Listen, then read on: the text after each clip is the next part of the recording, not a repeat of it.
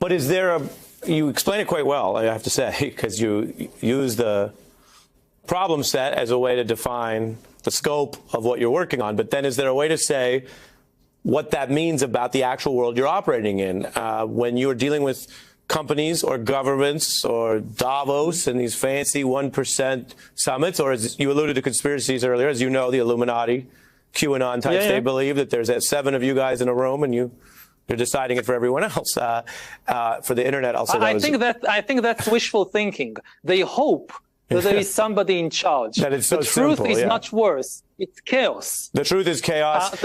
And you've all said for the internet, because people don't always understand my tone, that was an Illuminati joke for the internet. It wasn't an admission. I understood. I know you did. This is a call for vengeance. Welcome to today's show. A subscriber over on the website, uprisingrevival.com, by the name of ADR, posted a hour-long video of Yuval Harari. And you heard the clip there. In the beginning, of course, making mockery of the Illuminati, talking about how it's chaos and how truth is chaos, when we know that Jesus Christ is the way, the life, and the truth, and the only truth in this world, and the only author of chaos is Satan himself.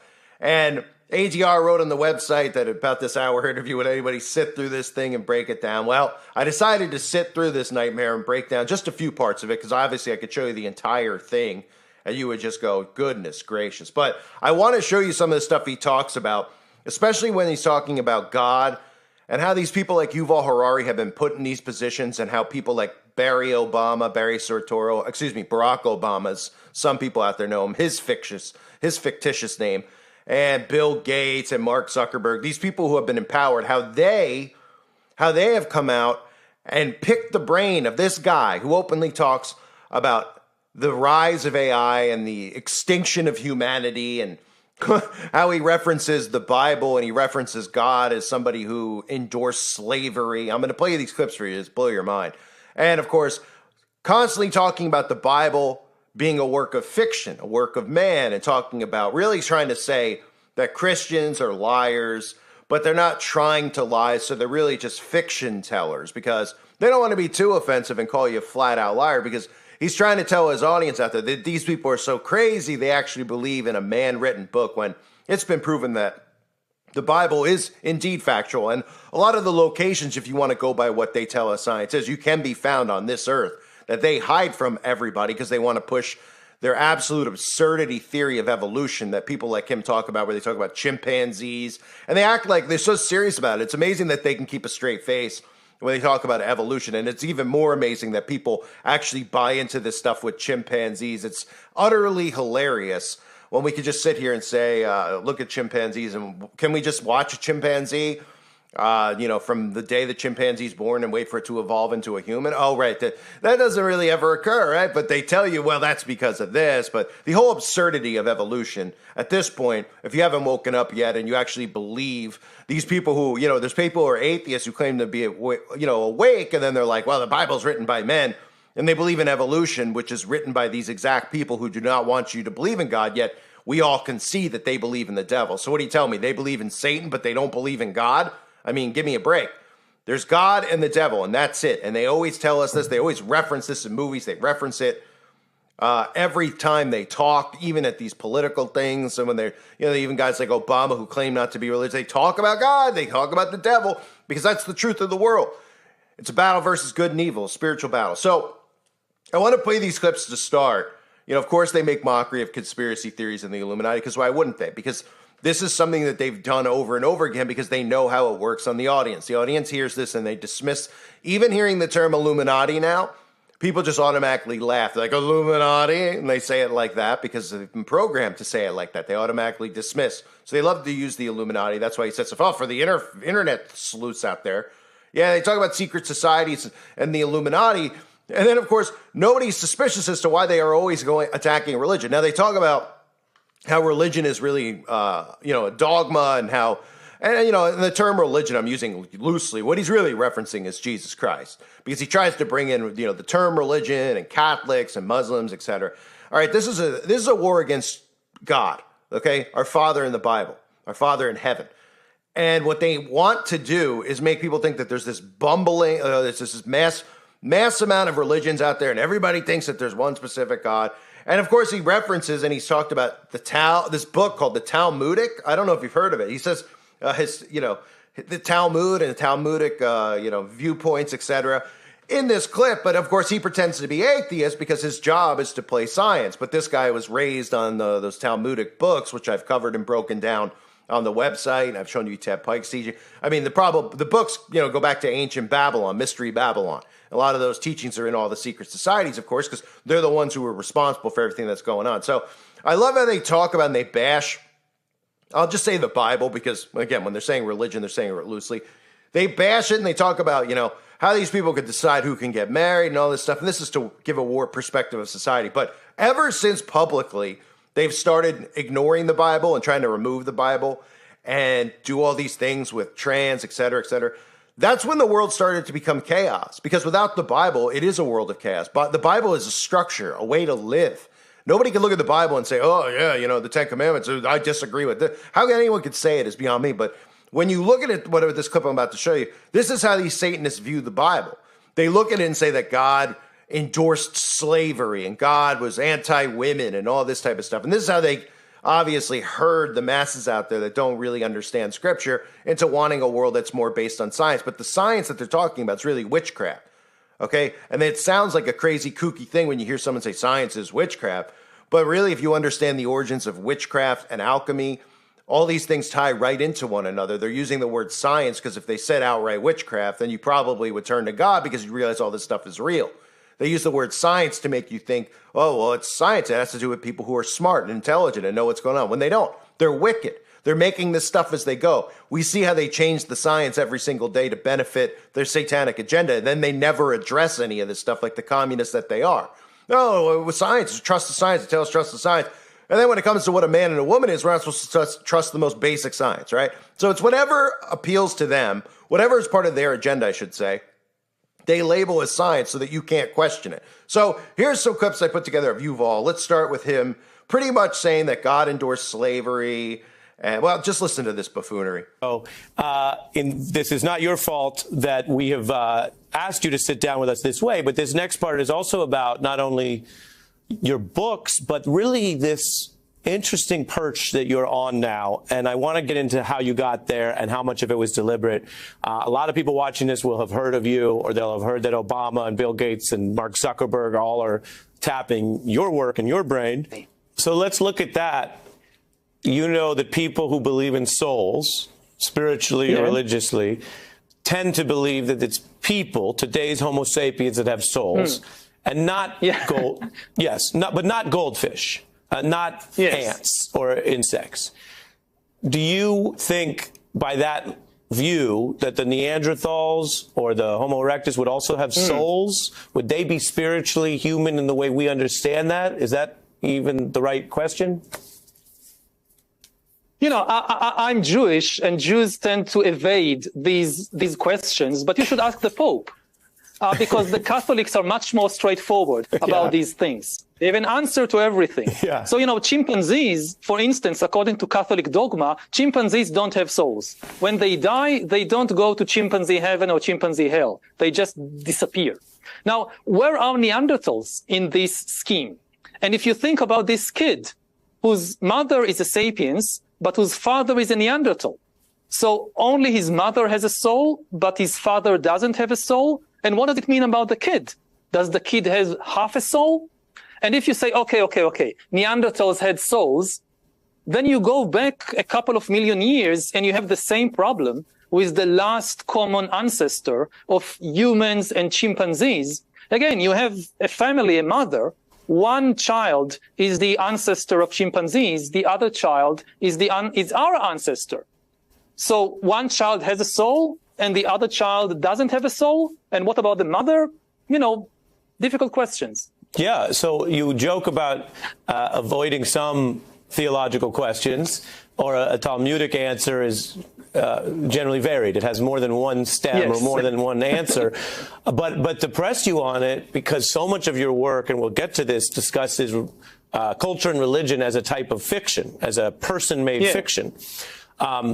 are you basically of the view, and the people reading your books, if they accept it, are of the view, that we know enough about science now to empirically doubt all the modern versions of God? Whether or not you can say a God exists is a different question. But the modern cultural versions, that it came down on this tablet or it appeared in this century, you think science basically contradicts that? Not just me. Even religious people would openly tell you that all the gods in the world are fictional stories invented by humans, except one, not my God. My God is true, but Zeus and Shiva and whatever other gods other people have, they are fictions invented by humans. And I think that, again, the scientific consensus is just the same view with an addition of one additional God. My God is also like Zeus and like Jupiter and like Thor and like all these others. It is also a fictional story created by humans.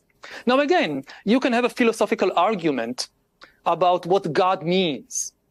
But the God we find in many of the, not just religious scriptures, but in many of the political ideologies today in the world, a God that has very strong opinions about what women should wear, and who should have sex with whom, and what you should vote for in the elections, this God is very clearly a human invention. Now, it doesn't mean it's necessarily bad, and it certainly doesn't mean it's unimportant. The fictional stories humans invent are some of the most powerful forces in history, and very often they can also be positive forces. There is nothing inherently wrong in fiction. Well, let me press you. Let me press you on that, Yuval, because you're putting it so clinically and thus diplomatically. But a religious adherent hearing you would say you're eliding the conclusion of science that you're offering, which actually says it is a fraud, that it is a lie, and that they are lying to people if the underlying... No, Go ahead. It's not a lie. There is a huge difference between a lie and a fiction. A lie is when you know something is not true and you deliberately misinform. You deliberately deceive people. I think that in most cases, priests and rabbis and so forth, they were not lying. They honestly believe in the stories that they told and sometimes invented and confabulated. When we come to evaluate a story, the question is not whether it's fictional. Many good stories are fictional, from the level of Harry Potter to the level of money, can help people in different ways. The question is if a story causes war and genocide and huge misery, then the best thing is to change the story. And for that, we first need to understand that humans like us created the stories, so we can also change them. Well, let me ask you about that, because you use the word fictional, which can hit different ways to different people. Another word on the positive stories would be aspirational. That Martin Luther King in America knew the documents he referred to did not ever mean or secure absolute equality of different people of different racial backgrounds. He knew that. But he demanded an aspiration that someday they might yet mean that. So the question is often, do people acknowledge that, say, the basic rules of their society were created out of the human imagination, or are there some kind of objective thing that came from outside, let's say from God? You look, for instance, at the history of slavery. So, the 10 Commandments, in the 10th commandment, there is an endorsement of slavery. The 10th commandment says that you should not covet your neighbor's wife or ox or field or slaves, implying that there is nothing wrong with holding slaves. It's only wrong if you covet your neighbor's slaves. Then God is angry with you. Now, because the 10 Commandments don't acknowledge that they were created by humans, they don't have any mechanism to amend them. And therefore, we still have the 10th Commandment, and nobody has the power to change to strike out slavery from the Ten Commandments. Now, the U.S. Constitution, in contrast, as everybody points out, it was written partly by slaveholders and also endorses slavery. But the genius of the American founders, the genius of the American Constitution, is that it acknowledges its own, that it's the result of human creation. It starts with "we the people," not with "I am your God," and therefore it includes a mechanism to amend itself. All right, so this is the ideal. I have a rebuttal and a question. Yes. The rebuttal is everything you said is backed by history, although one could quibble with the way the founders still trafficked in the divine. So this wouldn't be the first time that he's obviously come out and mocked the Bible, mocked God. This guy is an absolute abomination. Then he goes on to talk about AI. I'm going to use two separate clips here because I want you to hear him talking about AI and how AI is going to be non-controlled by humans. Now, pretty much telling you that deity entities are going to be involved inside of technology, outside of the hands of human beings, be able to control it. And we need to allow that to happen. Instead of saying, hey, you know, there's no benefits to having some type of rogue technology running amok. Oh, no, there's benefits. They keep telling us there's benefits, but nobody sees the benefits, right? We still see disease. Of course, these are all diseases started by them from all the stuff that they put in our food, et cetera, et cetera. And they never tell us the real benefits. The benefits so that you could take a dump and you could watch something on your phone, on the internet. Is that the pluses of technology, being that we can't eliminate technology? Or is it the fact that everybody out there is so miserable and don't realize they're miserable because of their technology, because they're not living the way that God had planned for all of us to live, to be able to learn trades, to be able to produce food, produce labor, fruits of our labor. Nobody does that anymore. In fact, people are just getting money from doing nothing a lot in this country specifically, called Democrats, who sit around and complain, and they get taxpayer money of other people who do work. But they want you to constantly be stuck in this bubble and then want more technology. This bubble I'm speaking of is a bubble of misery. They call it a mental health problem, all that stuff. They never point the finger at technology, and technology is responsible for the misery. The benefits of technology. What's that? Humans losing jobs, technology taking over, then technology essentially, as he's about to say in this clip, killing off humans? Yeah, that sounds real beneficial. So turning to AI, where you've really made waves, as mentioned, if at some point earlier some people in the Valley said, oh, well, a long view means we're less responsible for anything, now they're responding to you on some of the stages we showed, really issuing critical warnings about if anything, the unpredictability of the nature of the number of possible risks and the need to get ahead of that from a human-centered perspective. Even saying that sounds a little funny. But to get us going, I want to bring in Elon Musk, who, as you know, is perfect. Just ask him. And what he says. Take a listen. I think we are seeing the most disruptive force in history here. Where we will have for the first time something that is smarter than the smartest human. It is somewhat of the magic genie problem, where if you have a magic genie that can grant all the wishes, usually those stories don't end well. What do you think a person watching this who is not an AI expert or has not knowingly used it that much should understand about the risk, and what, if anything, our societies or governments should do now? Well, there are two things that everybody should know about AI. First, AI is the first tool in history that can create new things by itself, that can create new ideas by itself. Secondly, AI is the first tool in history that can make decisions by itself, independently, autonomously. This is what defines it as AI. Lots of people compare AI to previous technological revolutions. They say, oh, we had it before. It's like when people invented the printing press, or when people invented radio, or when people invented nukes. So no, AI is nothing like a printing press or a radio or even an atom bomb. Atom bombs, like printing presses, ultimately empowered humanity, because the decision how to use an atom bomb, who to bomb, whether to bomb, these decisions are always made by a human being. The atom bomb cannot decide anything by itself. AI is different. An autonomous weapon system can decide by itself to open fire, who to fire on, who to kill, or eventually even to start a war. So we are dealing with an autonomous agent, nothing we have encountered before in history. Secondly, again, all the previous inventions, like you think about the printing press, they simply copied and disseminated our ideas.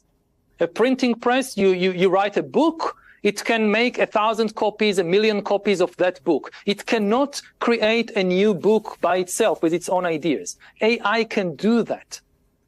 So it's totally different from anything we've seen before. And it's extremely dangerous to create such an autonomous agent when we do not know how to control it, when we can't ensure that it will not escape our control and start making decisions and creating new things which will harm us instead of benefit us. Now, this is not a doomsday prophecy. This is not inevitable. We can find ways to regulate and control the development and deployment of AI. We don't want, and it's impossible to just ban all development of AI. It won't happen because there are just too many potential positive outcomes of AI. So we need to develop it, but we need to do it in a responsible way. And I wouldn't trust, for instance, the people in Silicon Valley, whoever they are, Elon Musk or Zuckerberg or anybody else, to do it. Because, you know, they were not elected by anybody. They are not accountable to anybody except their shareholders. The most important technology in human history, which could potentially destroy human civilization, should be developed and regulated under the supervision of governments and not just of private corporations. So, you know, we have, you know, he's even saying alien-like technology in the clip that I put in there. I mean, this is what it is utter insanity that we're really allowing these people to have this type of power and to say these types of things in the open. Now, one of the last clips I'm going to play for you here is him talking about how we need elites. We need elites, apparently. We need people to tell us what to do, and we need people who are rich and powerful to tell us what's right for us. Because society won't function without these unelected elites. And of course, as you heard, he's talking about, you know, the government needs to be the one who monitors AI, not corporations. But what they don't tell you is that the corporations and the government are one and the same. That's Facebook and all these social media companies work with the government. We obviously see that right here on YouTube, right? I mean, that's factual. That's not a conspiracy theory. Okay. In fact, there are no such things as conspiracy theories anymore. That's been proven to us. So he talks about how AI needs to be governed by government and elected officials. Well, none of these people are elected, and nobody trusts the government at all. The liberals don't trust the Republicans, and Republicans don't trust the liberals. So let's just let all these people that we don't trust be in charge of AI when they tell us that we shouldn't even have jobs if we don't agree with their speech. We shouldn't be allowed to have speech if we question the government. Yeah, let's let them do it. And then on top of it, he goes into how we need elites. Listen to this nonsense. This is the raw material from which I work and other people like me work. But if we only have that, then we leave most of the public out of the conversation. They are not going to go and read all these dozens and hundreds of learned academic papers. So we need to build this bridge. And it's obviously not going to be written in the same style or standard as your kind of deep academic papers.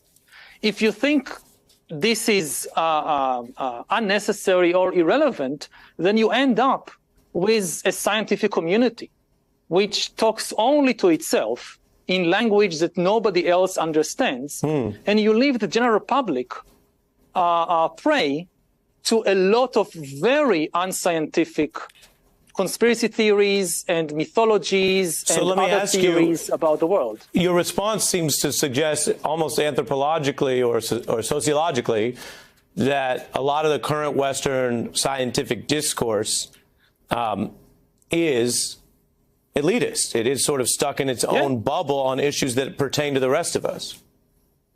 No, and I don't think that elitist is something bad. We need elites. I mean, all societies in history had elites. Conservative societies and traditional societies, they also always have elites.